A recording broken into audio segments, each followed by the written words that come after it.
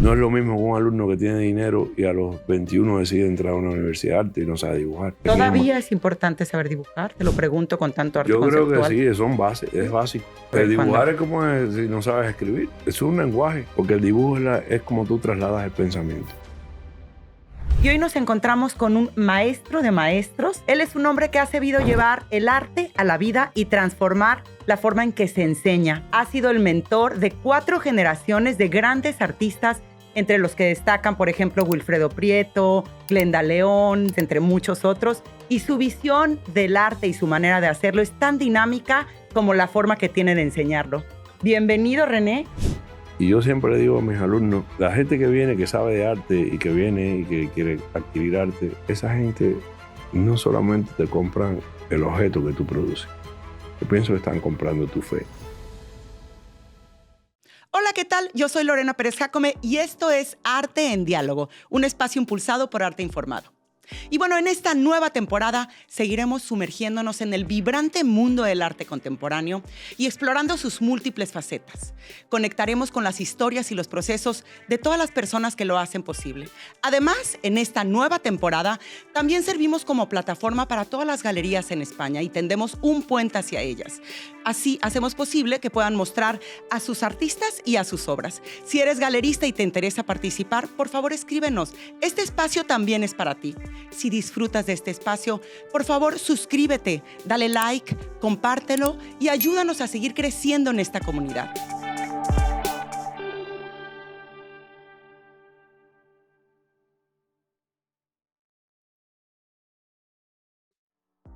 Nuestra galería invitada esta semana es la Galería The Rider en Madrid, con la obra del artista Sahatza Jauregui. Toda la información de la galería o del artista la pueden encontrar en la descripción del episodio.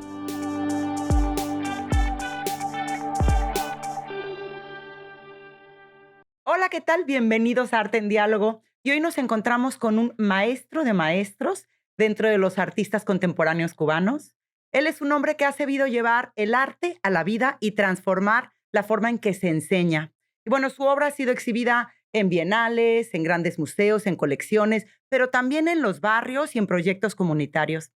Ha sido el mentor de 4 generaciones de grandes artistas, entre los que destacan, por ejemplo, Wilfredo Prieto, Glenda León, Carlos Garaycoa, Dagoberto Rodríguez, entre muchos otros. Y su visión del arte y su manera de hacerlo es tan dinámica como la forma que tiene de enseñarlo. Bienvenido, René. Gracias por esta invitación.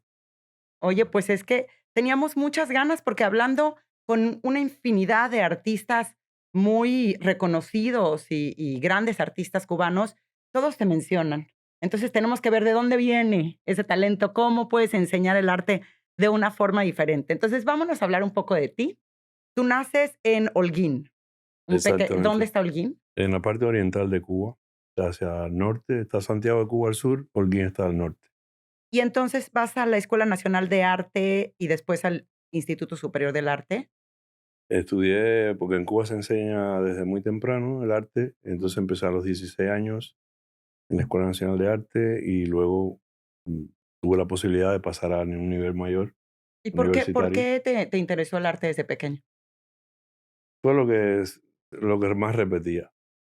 Y pienso que mi madre se fijó en eso y hizo todo lo posible porque yo siempre me mantuviera.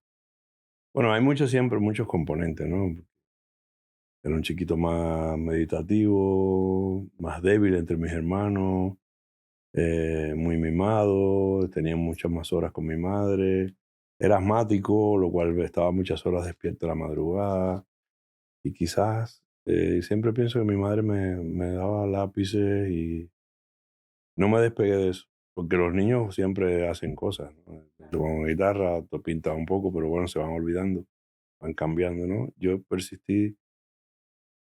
O sea que empezaste desde pequeño con el dibujo y después, como bien dices, en Cuba se inicia desde lo que sería aquí en España la ESO o la secundaria en México. O sea, empiezas a una edad bastante temprana a dedicarte al arte. En Cuba se empezaba 3 años antes que yo empezara. Yo empecé ya un poco atrasado. Son 12 años. Empieza con la secundaria y yo empecé con el preuniversitario, después hice la universidad. Pero sí, son estudios largos en que tú aprendes a dibujar, tienes información, te da mucha poesía, tienes una cultura de sensibilidad extraordinaria y luego llegas al Instituto Superior de Arte a ver qué haces con todo eso, que es a lo que yo después me he dedicado como profesor. Porque tú te graduaste, después en el Instituto Superior de Arte, en el ISA, en 1987, ¿y también empezaste a dar clases inmediatamente? No, ya daba clases antes porque en el ISA había una política de captar alumnos ayudantes. Entonces yo cuando estaba en tercer año, son 5 años de carrera, cuando estaba en tercero, ya me habían captado para dar clases de dibujo. Entonces me llevaban a la otra escuela cuando había unos fallos de profesores, cosas así. Entonces empecé muy temprano, mucho antes de graduarme, empecé ya a dar clases. Eso ya de alguna manera condicionó que despertara una vocación de profesor que no conocía. Y cuando ya me gradué, ya me tenía la plaza preparada. O sea que fue un camino muy directo, ¿no? Vamos a entrar en lo que es tu práctica docente y esos métodos tan poco ortodoxos para enseñar y para desatar la creatividad. Pero, nada más algunos de tus reconocimientos, el Premio Nacional de las Artes Plásticas de Cuba, y el Honorary Doctorate of San Francisco Art Institute, el premio de la UNESCO, también en el 2000. Y bueno, también caeremos más adelante en tu práctica artística que, como decíamos, es tan variada y tan diversa como la forma que tienes de enseñar. Pero vayamos a esa docencia. Entonces nos dices que te fichan desde antes, empiezas a dar clase, mencionamos algunos de los muchos alumnos que tuviste, porque fueron varias generaciones, Carlos Garaycoa, Dago Fernández, Wilfredo Pieto, Alexander Arrechea, o sea, muchos. ¿Qué es lo que a ti te llama o cómo te encuentras la educación cuando entras a enseñar y cuáles son los pequeños cambios que empiezas a hacer? Yo creo que yo fui siempre sensible a los afectos. Y en el arte hay una cosa que es o eres de afectos o eres también una persona muy distanciada con los sentimientos y eso. O sea, por ejemplo, cuando uno desarrolla una cultura que ves a Led Zeppelin, entonces dice, Roberto Carlos no, ¿sabes? O ¿sabes? Sí. Esas cuestiones de cuestión cultural, de que esto es sentimental y esto no lo es. A mí siempre me llamó la atención de que el arte se mueve todas las, en todas las esferas, en todos los corazones, en todas las mentes. Y es un problema cultural si tú tienes una elección, tú eres o más intelectual o menos intelectual, o eres un romántico, o eres un cínico, o eres muy racional, o eres distante, o eres cercano, o eres humanista o no lo eres. Entonces a mí me preparó mucho mi familia, o sea, yo vengo de una familia por una parte de médicos, gente que ayuda, que cura. Eso yo creo que una influencia de infancia, o sea, ver mis padres, mis tíos, después mis hermanos, médicos, gente que está sacrificada por los demás, gente que cura, ¿no? Yo creo que es una influencia. Otra influencia fue también el patio de mi abuela. Yo tengo una familia, mi familia, bueno, no se habla mucho de género, pero mi familia es negra, que fue muy así, de abogados, médicos y cosas así. Y luego está mi familia blanca, viene, es vasca, y hay un componente ahí, una mezcla muy interesante de primos, tíos, gente que viene también de otras raíces, porque no son puramente eso, ¿no? El patio de mi abuela, que regía mucho la familia, era un patio abierto a muchas casas, era un patio Un de patio tierra, literal. un patio donde había un puerco, unas gallinas, no sé, y había muchas puertas, y aquí estaba mi tía Rosaida, que era una gran profesora, estaban los músicos, mi tío Jorge, el músico, David, que criaba pájaros y era carpintero. Entrabas por otro pasillo y te dirigías a la casa de mis abuelos, que mi abuela tenía en la sala de la casa una escuela de mecanografía, había un cuarto con una escuelita de corte y costura. Iba para mi tía Edo, eran muy religiosos, casi todos los varones eran médicos. Entonces, ese patio siempre estaba abierto y había un televisor que era uno de los pocos televisores que había en el barrio. Entonces, era una casa abierta a las 5 de la tarde para todos los niños del barrio.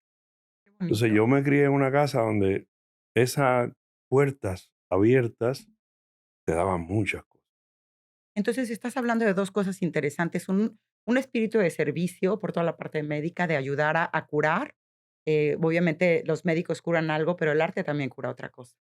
Y un sentido de comunidad, ¿no? Que es lo que tenía tu Mucho. abuela, el unir, el sentir que Claro, perteneces a algo, que es también lo que hace el arte. claro. Y luego, claro, eso como una prefiguración de lo que fue después para mí sensiblemente una escuela. O sea, yo capté de profesores que tenía de todo tipo, capté mucho la cuestión de los afectos. Los profesores, por ejemplo, que no te enseñan conceptualmente, pero te enseñan a trabajar. Que no son de los que te dan un libro de Joseph Kosuth de cuestiones de analíticas o conceptuales del arte, pero te traen un libro de Picasso, te dicen hay que trabajar como Picasso, hay que trabajar todos los días. Quizás ellos no te puedan conceptualizar, pero te enseñan, te dan una cuestión de transmisión de lo que es el espíritu de un artista, de la misión de un artista, del compromiso de un artista. Entonces, a mí unir esos mundos, que siempre estaban un poco divididos, ¿no? Los intelectuales muy para allá, desechaban a los otros por acá. Esos mundos, yo decía, ¿cómo esto puede convivir? Y entonces yo creo que eso fue una cosa que me llamó siempre la atención y de alguna manera pienso también que en mi naturaleza, porque esas cosas no es que tú las medites todo el tiempo, sino que las vas practicando. Te gusta estar con este profesor que es muy conceptual y que no quiere ver a los otros, pero te gusta estar con el otro que es más ameno, que te invita mucho a la casa a comer, cuando estás con sus hijos, no te enseña tanta teoría ni te da tantos libros inteligentes, pero el tipo trabaja como un salvaje, hace una buena obra. No es la obra que te gusta más la del otro, pero bueno, los dos tienen como un valor. Cuando los pones en la balanza, tú dices, bueno, me estoy formando en una balanza de cosas distintas, sensibilidades distintas, de conocimientos distintos. Y yo decía, fue creándose en mí esa cosa de cuando yo empecé a dar clases, yo trataba de entender todo lo que pasaba y de darle a todo el mundo el mismo valor. Y eso generó, que fue lo que yo recibí de todos esos profesores, como un unísono, que fue como confía en ti, ten fe en lo que tú piensas, en lo que tú haces. Entonces eso fue también, al mismo tiempo, pues, fue muy compensado por la cuestión que en ese momento en Cuba, en los años 80, sobre todo, hay como un exceso de toda esa cosa social, el socialismo. Totalmente. El falso compañerismo, pero sí existía una política de ayudar al otro, o que se suponía que ayudaras al otro, y las cosas voluntarias. Con el tiempo ves que ahí hay cosas, unas huecas, pero de todas maneras eso te queda un impulso. Los domingos voluntarios, la gente al campo, trabajas con los campesinos. Y luego yo hice deporte desde 13 a los 16. Entonces hacía equipo, estás entrenando con gente. Antes de entrar a la escuela de arte hice deporte. Y después cuando entré a la escuela, yo tenía vocación de cantante. Y entonces Rene, cuando... has hecho Sí, todo. sí. Y estoy hablando de muy temprano, porque estos primos míos que eran músicos, los patios de la casa, guitarra, no sé. Cuando yo entro a la escuela, que están los jazz sessions, bueno, por ponerte ejemplo, los músicos de Pablito Milanés, todos estudiaban conmigo, mucha gente, Arturo Sandoval, toda esa gente eran profesores de la escuela, Silvio Rodríguez y Pablo cantaban constantemente en la escuela. Era una escuela donde tú Muy tenías interdisciplinaria. de compañero de clase, yo tengo a Gemma Corredera, tengo actrices como Isabel Santos o Luis Alberto García. Pero perdóname, o sea, lo que hablas de Silvio Rodríguez era otra cosa, era parte, o tú lo traías a tu No, no, es que departamento. todo eso estaba mezclado en la escuela. O sea, todos decían, domingo viene Silvio. Y el Silvio cantaba ahí, con la guitarra delante de todos nosotros. Pero, a ver, que no había esa cosa de que está el teatro. Sí, existía eso, pero todo eso está unido en una escuela donde todo eso Se mezcla. se mezcla y donde tú convives 9 años becado en un edificio donde hay 70 literas, donde están los músicos, los actores, los de circo, los de artes plásticas, ¿sabes? Entonces, Es que ahí toda vives esa influencia, también. y vive, claro, todos los de provincia vivimos en La Habana así. Entonces, claro, eso es una influencia donde tú no solo que vas a clase a las 8 de la mañana hasta las 6 de la tarde, tú estás toda tu vida durante 9 años en un estado, digamos, de gracia cultural, porque eso es todo el tiempo. Yo, por ejemplo, bailar salsa.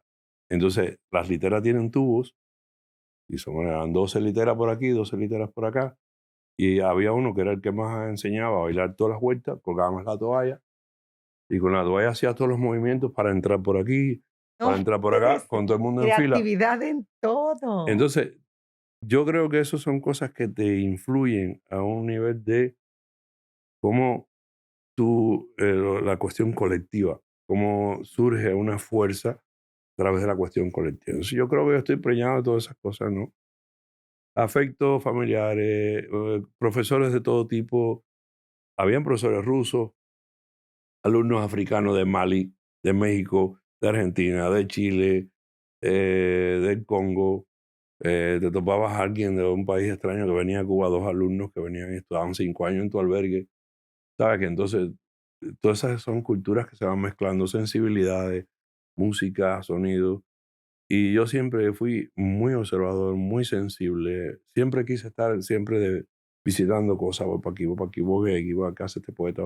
Vamos a hacer un club de poesía, vamos a tocar guitarra por la noche, vamos a, ¿sabes? Uy, Entonces, yo creo que al final, es, poquito a poco yo me di cuenta que la pedagogía que fue saliendo de lo que yo iba confrontando, fue un poco que los alumnos recibieran todo ese espíritu. ese es como un sentido de familia, ¿no? De hacer Sí, lo que hablábamos, comunidad, y también tiene que ver con el momento histórico y político que enfrentaba Cuba, ¿no? Y esa falta de opciones, de libertad, que hacían, pues, yo creo, tener más avidez por crear, por formar un universo diferente al que tienes, o al que accedes en ese momento, ¿no? todo es como un yin y yang. Todo tiene su lado bueno y todo tiene su lado malo. Yo cuando miro los músicos aquí en Madrid digo, contra, es increíble, porque no es que la música no existiera entre el 59. Cuba era Cuba, hacía su totalidad, pero reconozco que mucha gente tuvo opciones de estudios y de accesos y cosas en una etapa en que por lo menos yo tengo el orgullo de haber vivido, ¿no? En la escuela era de todo tipo, gente de todas las provincias, de todas las montañas, de todos los valles, que venían te daban un buen instrumento que venía de la ayuda Rusia, soviética hacia Cuba, venía un instrumento fantástico, óleo Wilson a Newton, te lo daban gratis, las cartulinas eran gratis, los lienzos eran gratis, todos los materiales eran gratis. O sea, entonces eso, claro, estás en un lugar donde se creó la Escuela de Arte, que era el Country Club, con el barrio más aristócrata de Cuba. Todos esos campos de golf eran nuestros jardines, eran nuestros paseos. Tú llegabas con 16 años a esa escuela, empezabas a amar, a escuchar la mejor música del mundo, porque, por ejemplo, yo recuerdo el Día de los Enamorados, tocaba Iraquere, tocaba el Aragón, tocaba Silvio y Pablo. Silvio y Pablo eran permanentes. Silvio y Pablo y los demás trovadores. Entonces, claro, tú tienes un acceso que no necesitas ir al teatro, no necesitas pagar una entrada. Después terminar en casa de Silvio. Yo, por ejemplo, conocí a Joaquín Sabina en plan casero, a Fito Páez, conocí a muchos actores españoles en plan casero. Eso se ha dado por un fenómeno que creó esa escuela, que toda la gente que salió de esa escuela tiene esa comunidad, tiene ese sentimiento. Entonces, eso para mí ha sido importante transmitirlo. Por lo menos el espíritu que va quedando de eso, ¿no? Están las partes oscuras, las partes críticas. También podemos hablar de todo eso. Pero eso fue algo que yo dije, contra, quiero que mis clases sean un poco como yo vivo cuando vivo esos momentos, ¿no? Un laboratorio de la vida. De la vida, como una cosa convivencial, donde los alumnos pasan tiempo conmigo, no hay horario de clase, yo me voy a veces a dormir, dormía en una colchoneta entre 4 literas, estaba 3 días ahí, me llamaban de mi casa, oye, ¿qué vas a hacer? Me vas a venir. O sea, creo que la cuestión convivencial, yo no es una pedagogía que les recomiendo hacer a nadie, o sea, yo pienso que esto es como dice Claudel. Eh, la experiencia es como una tenue vela que solo ilumina el que la lleva y es intransferible. Totalmente. O sea, tú puedes, ahora aquí te ilumina un poquito, pero yo no puedo decirle a alguien que haga esta pedagogía, no puedo decir, porque yo decidí que las horas de mi vida, mi familia y en eso, fue una cosa que vino desde muy temprano y en eso se sumó mi madre, se sumaron mis hermanas, se sumaron mi matrimonio, mis hijas después, ¿sabes? Todo el mundo colaboraba, todo el mundo. Y entonces eso fue siempre creciendo con. El Fernando Rodríguez, que va a exhibir ahora aquí, es uno de mis primeros alumnos de esa época. Y ahora está exhibiendo conmigo aquí. Sí. ¿Tú crees que fue un momento de transformación en el arte cubano? Totalmente. Porque había mucha creencia en que el arte podía cambiar la vida y ahora creo de otra forma. ¿Qué pero crees? Échanos, no, cuéntame. porque, a ver, primero uno está criado con una revolución que tiene una utopía. Ahora sabemos que muchas zonas de esa ideología totalmente huecas, totalmente vacías, totalmente engañosas, pero de todas maneras tú atraviesas un camino, atraviesas una vida con todas esas cosas. Y eso te nutre de mucho. Luego, también uno estaba, la literatura. En Cuba hubo como un gran desarrollo de la publicidad de libros clásicos. No nos daban los problemáticos, no nos daban los idealistas. Por ejemplo, una cosa asombrosa, Borges era prohibido, Octavio Paz era prohibido, sí, Schopenhauer era prohibido, había muchos escritores prohibidos, no te lo daban en la escuela, o te los mencionaban en la historia de la literatura, pero los profesores no te inducían a leerlo. Y en algunos casos muchos no se mencionaban. Pero sí te da mucho clásico. Entonces tú desde temprano lees a Dostoyevsky, lees a Tolstoy, lees a Balzac, conoces a Miguel Hernández, conoces a Machado, con 16 años ya tú te estás leyendo todo eso. Yo me leí con 17 años La montaña mágica de Thomas Mann. Entonces, o sea, eso es una cosa que te nutre mucho. Pero ¿qué pasa? Que todo eso, al final, ¿qué haces? Porque también están los libros de teoría. ¿Y qué haces con todo eso? Entonces hay un componente que es ese componente romántico que te enseñaban en la escuela, de que el arte cambia la vida. Entonces, bueno, sí, yo me di mucho a la tarea de eso y mi generación. Y yo creo que el arte es un detonante. Anuncia los cambios, pero no los cambia, no cambia. Pues me sorprende que tú digas eso, siendo que tu práctica tiene muchísimo impacto social y bueno, tienes algunas Sí, cosas como el patio de Nin, que vi unas fotos preciosas de transformar un patio, o que entraste a trabajar en un orfanato o con un hospital, o sea, en casos reales, en donde a través del arte, y si quieres cuéntanos alguno de estos que para ti tengan, pues, alguna sí, claro. importancia, A bueno, ver, yo quiero hacer hincapié en que uno se esfuerza en creer que tiene esa herramienta y que esa herramienta con tu energía, tu poder, tu dedicación, entra en el recinto de otras personas y los cambia. Yo creo que tiene esa fuerza, sí la tiene. Cambia en el lado íntimo, puede cambiar mucho. Pero yo me he dado cuenta que en el lado social, así como se decía, en el gran relato del cambio del arte, cambia la realidad, es difícil. El patio de Nin, por ejemplo, yo paso meses con Nin, cuéntale meses con Nin, ¿no? a Llego nuestra audiencia. a ese barrio, hago una encuesta, tengo un dinero de Alemania, de unas becas alemanas, y decido que con ese dinero, en vez de estar en Alemania, voy a ayudar a las personas en Cuba. Hago una encuesta para que el barrio escoja democráticamente a las personas. Entonces eran tres. Y entonces, bueno, Nin es una de ellas, Rosa, Nin, y yo voy a ver a cada uno. Y cada uno me dice, la idea era cómo ellos quieren usar ese dinero. ¿Qué quieres hacer con este dinero que tengo para ti? Y lo que tú digas que tú quieres hacer, yo lo voy a hacer con mis propias manos.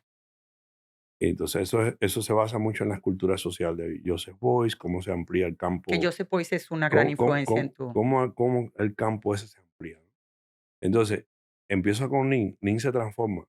Nin, que es una persona que está apagada en un patio lleno de ratas, basura, que está ahí, el hijo la deja por la mañana sentada en un taburete ahí, y él se va y viene por la tarde, ella está ahí viendo eso. Entonces ya cuando yo empiezo a hablar con Nin, Nin está muy apagada.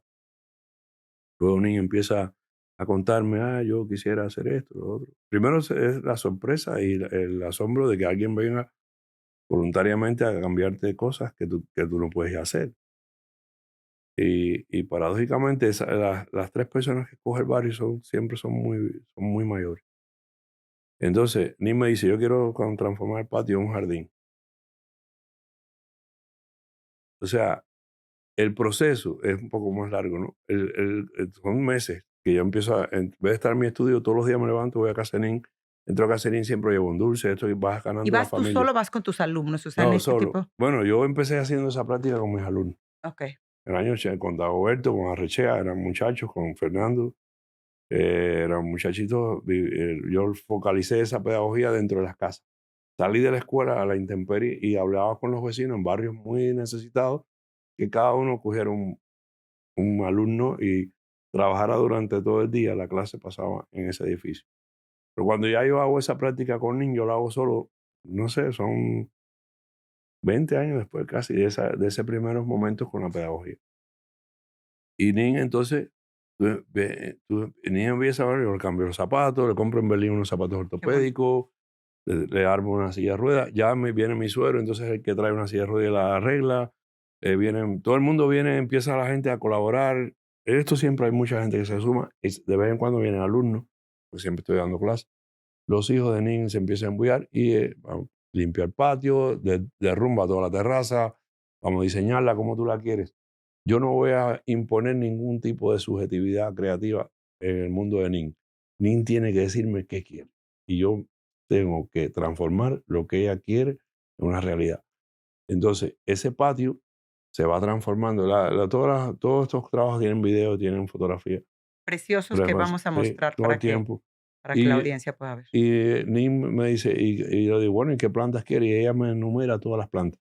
Lo interesante de lo que estábamos hablando es que en ese momento, Nin, de esa cosa apagada que tiene con sus 89 años por ahí, empieza con la voz bajita, bajita, empieza a renacer, empieza a circular por la casa, a la acera, con la silla de ruedas, ya tiene unos zapatos, eso debe haberle a ella, tenía unos zapatos horribles, todo desbaratado. Esos zapatos que yo les traje de Berlín, que se los pongo con el amor del mundo, eso debe haberle, ¿sabes?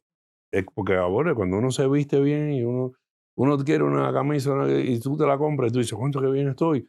Si tienes 10 euros aquí en el bolsillo, qué bien estoy, ¿sabes? Si no tienes nada, estás como Claro. apagado.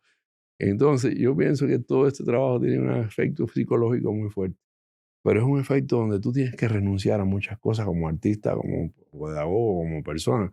Tienes que disponerte a pasarte el día con Nin. Por ejemplo, el hijo de momento dice, ¿quiere comer fruta bomba? Y yo veo que la fruta bomba tiene 3 días ahí que le pasan las guasazas, las moscas. Bueno, esto es como que llegas a una tribu y te dice, prueba aquí.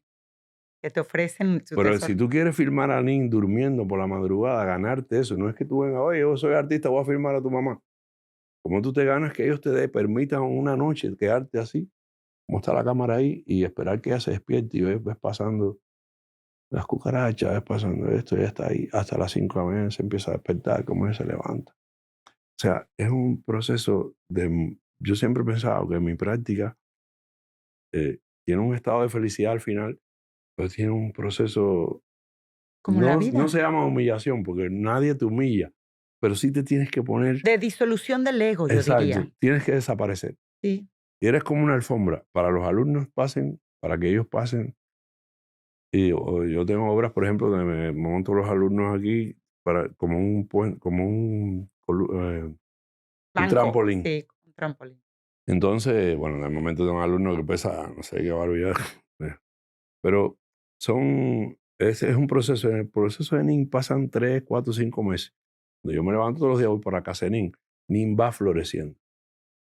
Y una de las cosas que hago, que no está en los videos porque se los haría muy largo, es ¿qué tú hacías, Nin? ¿Qué te gustaba hacer? Adivinanza. Cómo ella va despertando las adivinanzas que había olvidado. Yo tengo muchas grabaciones de adivinanzas de ella. Y llega un momento que ya sonriente me decía, me acordé de otra. Pero tú vas viendo que ella florece, es como una flor que florece. Ahora, ahí vamos al asunto del cambio de vida. Muere Nin al tiempo, 2 o 3 años después. Yo seguí visitando porque no te puedes desprender rápido porque el efecto es tan fuerte que si te desprendes rápido, No, no puedes porque no. le Entonces, cuesta trabajo. a mí mismo me cuesta, ¿no? Aunque ya después me vaya para Alemania, me vaya para aquí, ¿no? Entonces, tienes que tener un proceso de irte desconectando poco a poco de esa intensidad de vida tan maravillosa, porque es un estado de gracia donde se queda el jardín hecho. Hay un Las momento, fotos son hay un preciosas. momento y digo, ella dice, el horno, uno de los hijos dice, un hornito teníamos aquí antes que ahí hacíamos carne. Y digo, vamos a hacer el horno. Bueno, haces el horno, la parrilla. Y ese mismo día digo, cabero, traigan carne. Y saca y busca carne. Que ellos no ven la carne. Pero mi pregunta, y ahorita seguramente ibas a llegar a eso, nada más para hacer una acotación para el público que nos está observando, ¿la obra de arte qué es? ¿Son las fotos?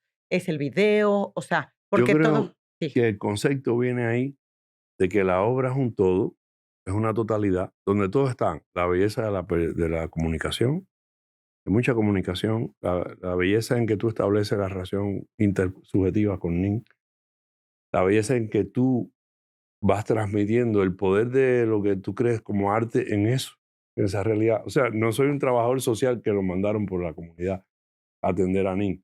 Yo desperté desde Berlín y dije, voy para allá, ¿sabes? Y entonces, la definición es siempre una pregunta, es decir, ¿dónde está el mensaje? ¿Dónde está el emisor? ¿Dónde está el receptor?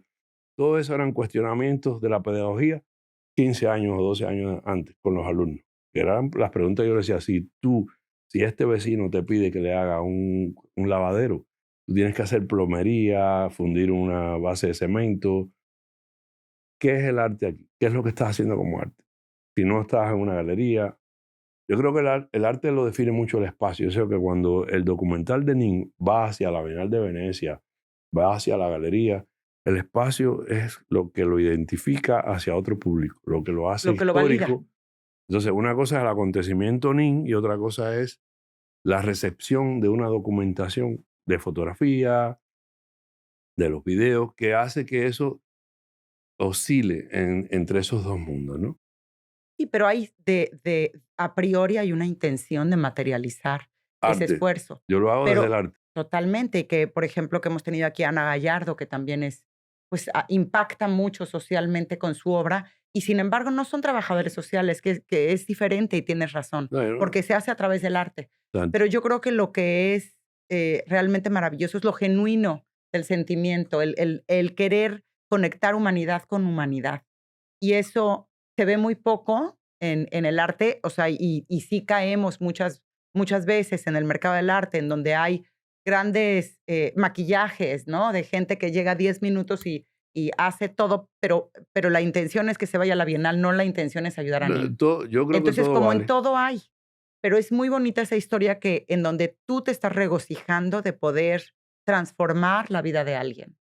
Eso es como, pues sí, ya es un mensaje y un aprendizaje para todos en el arte o fuera. Pero yo pienso, por ejemplo, que ese componente es que eso que me parece muy social al mismo tiempo es muy íntimo entre Nin y yo, entre las personas que están ahí. O sea, es social en la dimensión, digamos, teórica, es social, colectiva, pero es muy íntima entre Nin y yo. Incluso cuando eso me invitan a la Bienal quería que toda la Bienal fuera para casa de Nin. Y yo, no, no está prohibido ir a casa de Nin. O ¿Y sea, no cómo lo puedes toman invadir. en la Bienal? No, o sea, quieren hacerlo público porque es un acontecimiento fantástico y yo he estado con muchas bienales con este tipo de trabajo. A la Casa de Rosa, que fue el primero, la Bienal de Sao Paulo, se ha escrito mucho, Jacques Rancière ha hecho un ensayo, ahí se ha escrito mucho.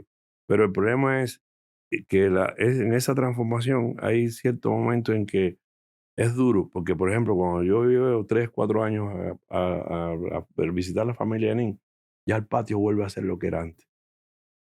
Nin muere y el patio, o sea, lo que estoy diciendo es que el arte transforma.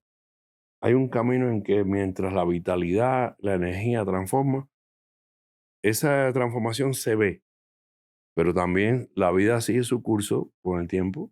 Ahora mismo, Pompeya, ¿sabes cuántas culturas, sabes? Van, Sí, pero yo no estoy de acuerdo en que se disuelva, o sea, se puede borrar ciertas cosas, pero la memoria queda no, la ahí memoria es inevitable, ¿sabes? y el De hecho, a mí me transforma mucho. claro, o sea, yo creo que la transformación, haya o no haya patio, ya sucedió y siempre, o sea, es Hubo una real transformación. sí. Sí, no, yo me baso en los grandes relatos. El arte va a cambiar la sociedad completa. Bueno, yo creo que pues, el mercado ha cambiado la sociedad. Por poner un ejemplo, el mercado, que no es esto tan humano, el mercado va cambiando la sociedad, va a cambiar los métodos de cómo la gente ve el valor, cómo la gente invierte el dinero, cómo la gente se queda en una superficie o no. Pero René, para eso también sirve el arte, es una plataforma de Claro, yo resistencia creo que todo ante vale, sí. todo vale. No, y este tipo de esfuerzos y este tipo de arte, cuando lo ves y te conectas, entiendes que ese es el sentido del arte, ese es uno de los sentidos del arte, y que puede ser real. Claro, Y también tienes otro de los cuadros por encargo gratis, también. Tiene que que ver mucho con el mismo concepto. O sea, llegas a un lugar, lo que aquí hay unos componentes también de, por ejemplo, yo he hecho los cuadros, los he hecho 4 veces. Y 5 veces. Y en una de esas, por ejemplo, Daros Latinoamérica de Zúrich, en Río de Janeiro, existe la institución Daros, Suiza, en medio de Río de Janeiro, una institución maravillosa. Entras como los suizos, los alemanes, con unas posiciones fantásticas de artistas de primera línea del mundo. Todo es un edificio magnífico. Está en un barrio donde está todo, la favela la tienen cerca. Y a Daros no ha entrado nunca nadie de esas personas. O sea, a Daros viene todo el que viene al mundo del arte y entra a Daros. Los que están alrededor están quizás a unos metros de la puerta de Daros, que viven ahí, no han entrado nunca a Daros. Entonces, los cuadros por encargo, de alguna manera entran en la función de cómo tú articulas socialmente a esos grupos de gente hacia adentro de la institución arte, sin tener que decir, oye, vengan por favor, están citados aquí. Entonces, los cuadros son una articulación entre Daros y yo, de hacer un anuncio hacia la calle de que hay un artista que va a hacer cuadros gratis con los temas que cada uno elija. Yo hago una planilla que es muy arqueológica porque los nombres que tú haces, la persona que se acerca, muchas veces o viene por el anuncio o vamos el grupo a buscarlos por el barrio, diseminándonos por el barrio. Tú llenas esa información y le das un recibo. La gente te dice, yo quiero una vaquita sobre un césped. Yo quiero un retrato de mi hija. Yo quiero la reconstrucción de mi casa que ya no existe. Yo quiero un sueño que tuve 3 veces. Entonces, tú le das un resguardo y a los 3 meses le dices, o al mes le dices, ven a buscarlo a esta exposición. Entonces, la gente viene con el resguardo a Daros. Viene la familia completa, porque ¿sabes? Entonces, entra todo ese barrio que está alrededor de Daros, entra a Daros. Y entonces ahí uno está diluyendo esas antinomias sociales, esos niveles de Muchas cosas. recepción y mensaje de autoría, porque también tú estás haciendo el cuadro, pero ellos son los que deciden qué cosa es el cuadro, y ese cuadro no está destinado a la institución Daros, pero al mismo tiempo va a ser descolgado la misma noche de inauguración para volver al origen que es esa persona. Entonces, aquí todo se basa en la circulación que el arte establece social. El arte establece social. Yo lo he hecho con alumnos, lo he hecho solo. Aquí en Santa Cruz del Valle lo hice. El ayuntamiento puso unos altavoces. Entonces, con los bandos de aquí. Aquí están los bandos famosos que te anuncian que viene el coche de la... Se venden cosas. Entonces, todas las personas que quieran un cuadro pintado por un pintor cubano pueden pasar por el ayuntamiento, horarios de oficina. Sí. Muy bonito video. Yo tengo pedazos que rescaté porque en ese momento, cuando hice eso en el año 90, imagínate uno, en el año 90 aquí en Gredos, en Santa Cruz del Valle. Cuando yo he ido ahí a Santa Cruz, la gente sale y yo, tienen sus cuadritos.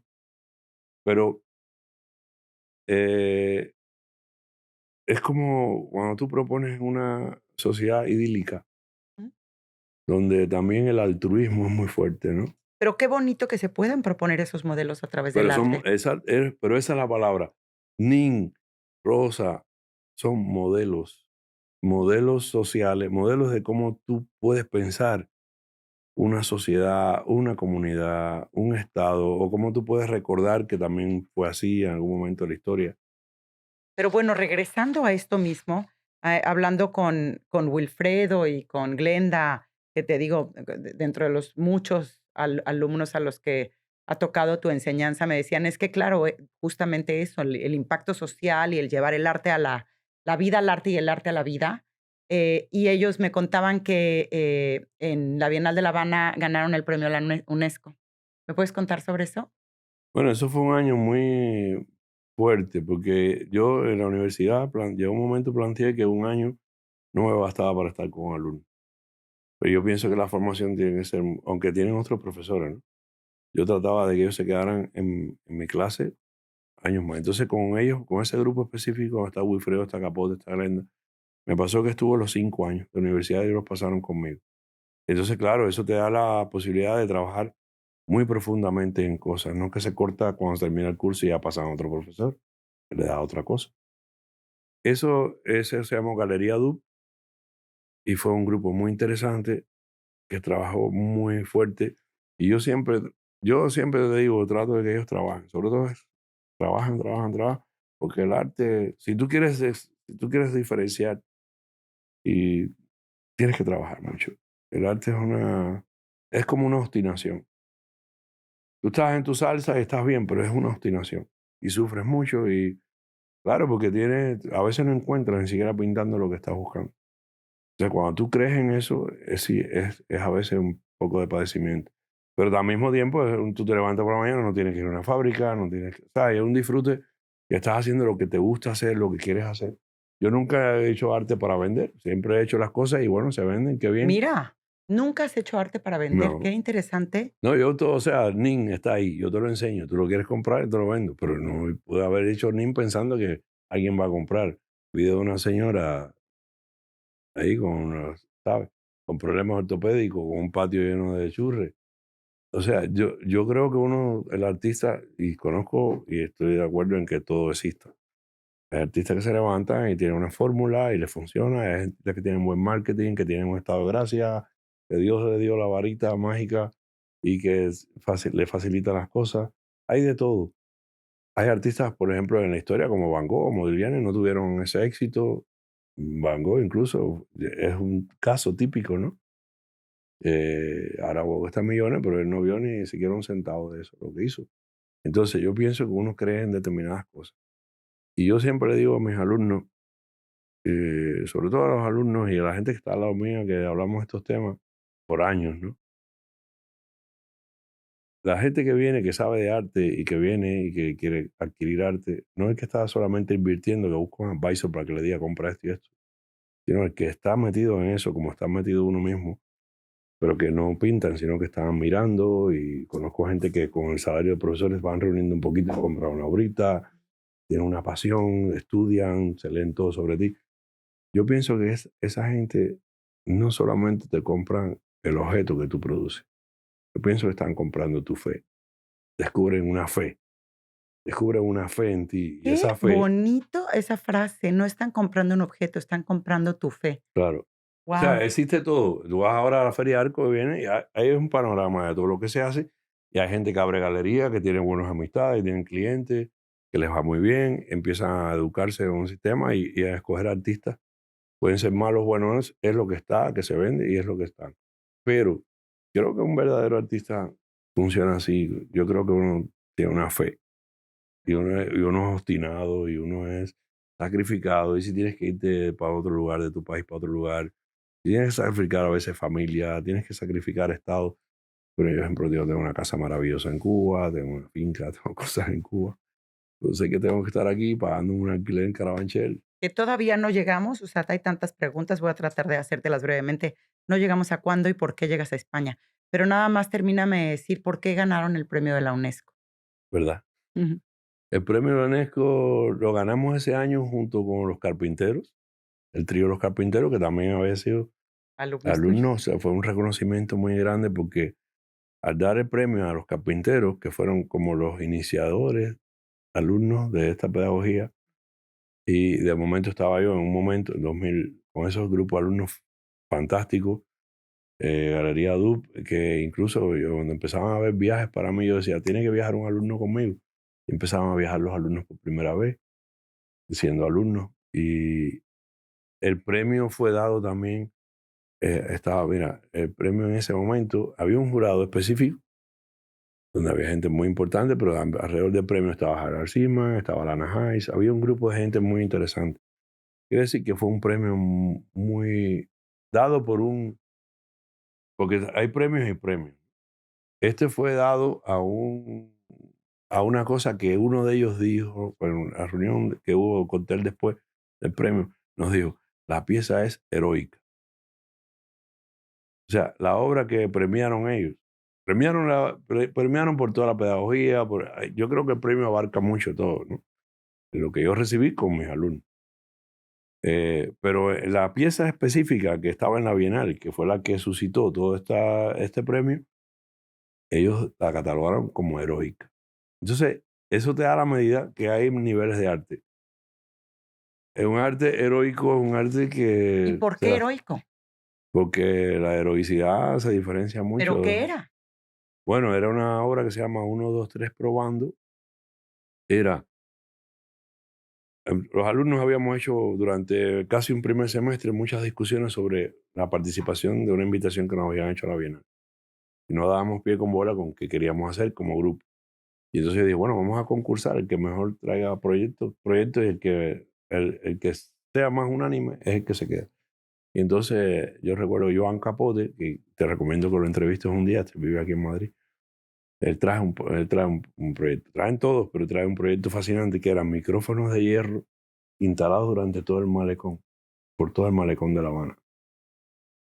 Eran micrófonos, porque tú sabes que estos litorales tienen estos cañones que son hierro oxidado, que están ahí desde el siglo, no sé, XVIII, que el mar los ha trabajado mucho.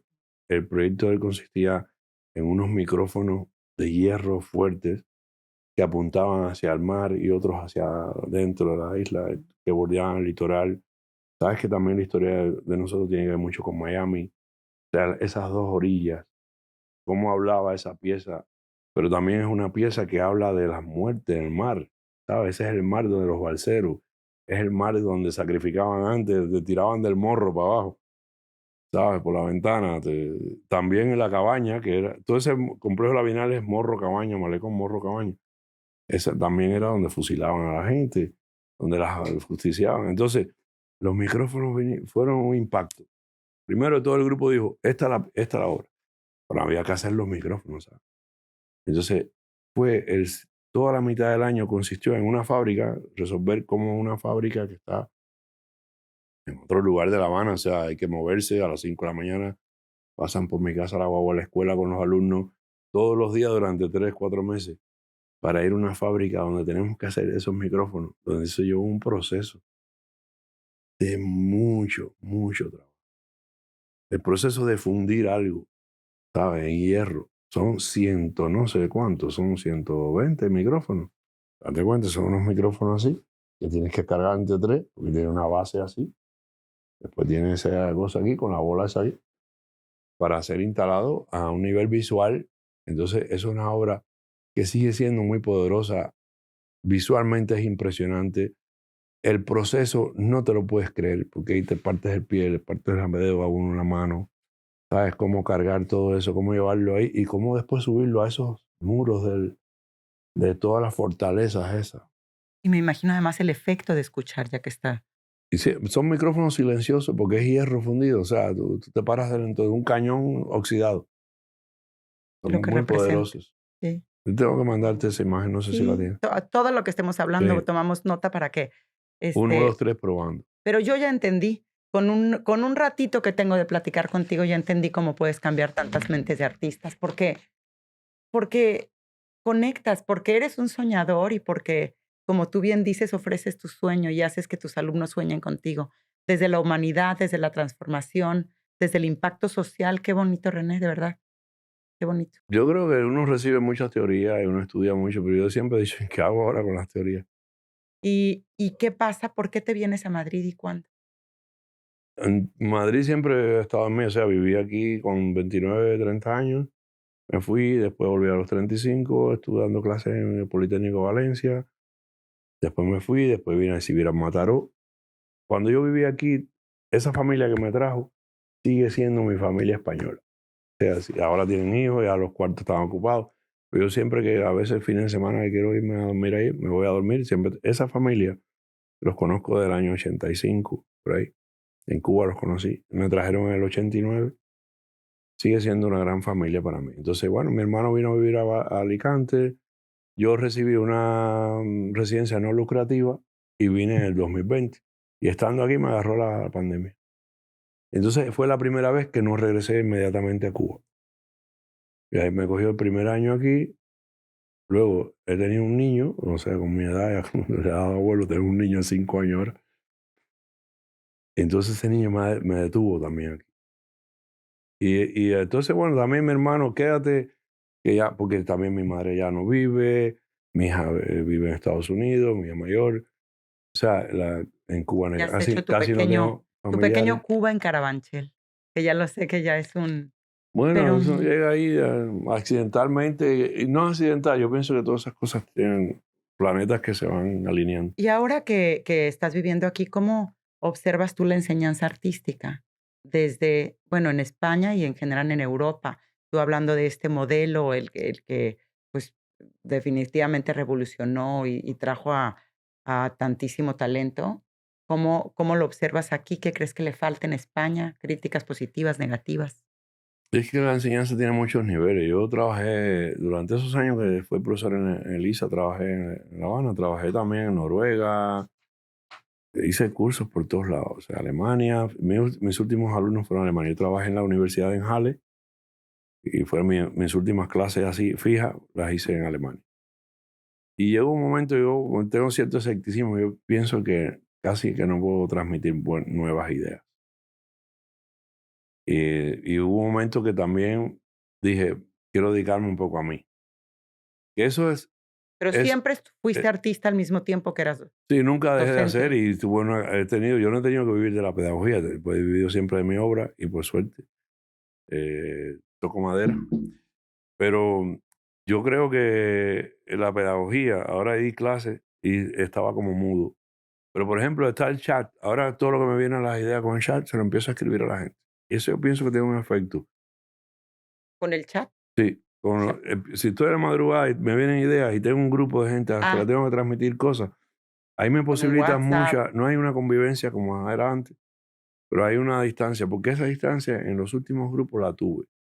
Ya veía que la gente estaba en un nivel de buscarse la vida, de que no me tengo que ir, no me puedo quedar. Entonces me molestaba mucho eso, que no tuviera el tiempo suficiente. Y yo hice crisis. Luego en Alemania es otro sistema. Otra cosa, que un alumno que empieza con 11 años o 16 a estudiar arte, no es lo mismo que un alumno que tiene dinero y a los 21 decide entrar a una universidad de arte y no sabe dibujar. Entonces yo me he topado en las universidades donde he trabajado fuera de Cuba, me he topado con esos alumnos.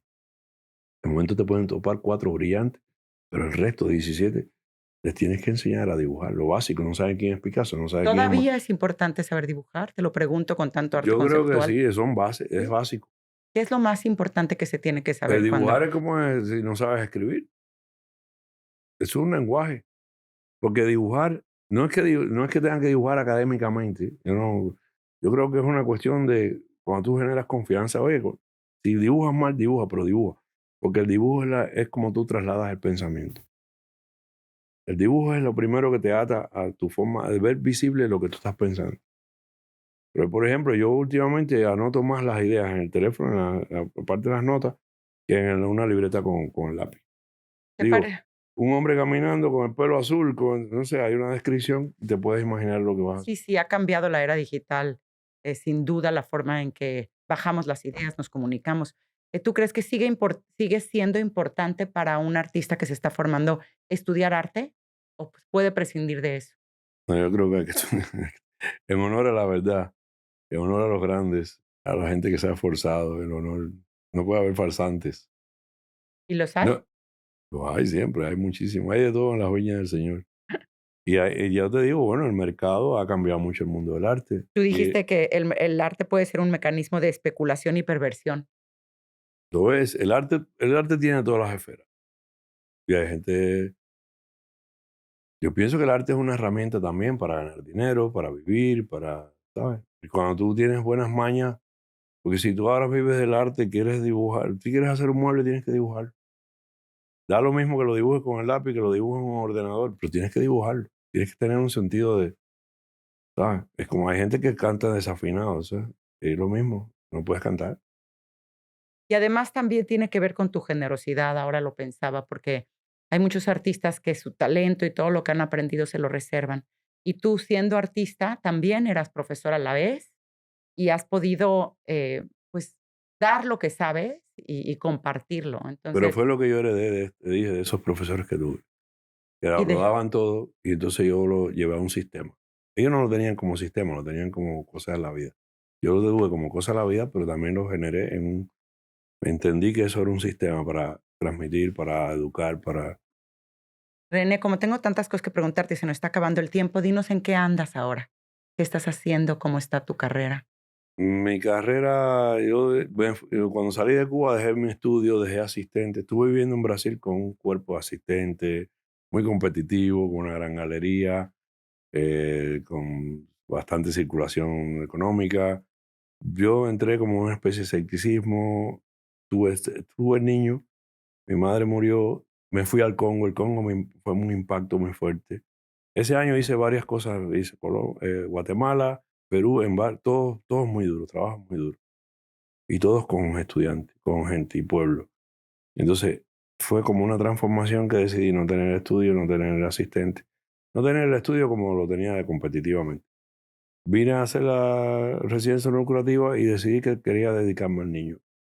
Podía económicamente tener tiempo libre para mí, no esforzarme en nada. Entonces, en un momento que sí sentí, ya como al año y medio, 2 años ya en España, sentí que necesitaba Madrid. Estaba en Alicante viviendo. De hecho, sigo viviendo en Alicante. Pero bueno, necesitaba Madrid, que siempre fue como una ciudad para mí muy orgánica.